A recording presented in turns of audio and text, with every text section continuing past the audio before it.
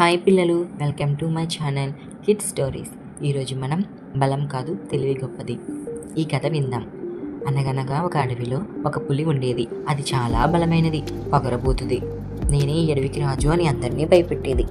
ఒకరోజు పెద్ద ఏనుగు కనిపించింది. పులి వెటకారంగా నవ్వింది. ఒరేయ్ ఏనుగు, నీకు పెద్ద శరీరం ఉంది, కానీ నా ఒక్క పంజా దెబ్బ చాలు నువ్వు పడిపోవడానికి అంది. అప్పుడు ఏనుగు నవ్వుకుంటూ వెళ్ళిపోయింది. అదే సమయంలో ఒక వేటగాడు వాళ్ళ పన్ని వెళ్ళాడు. పులి గర్వంతో అటువైపు పరిగెత్తి వలలో చిక్కుకుంది.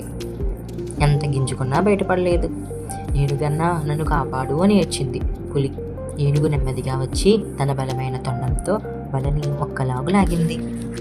వల చిరిగిపోయింది. పులి బయటపడింది. పులి సిగ్గుతో తలదించుకుంది.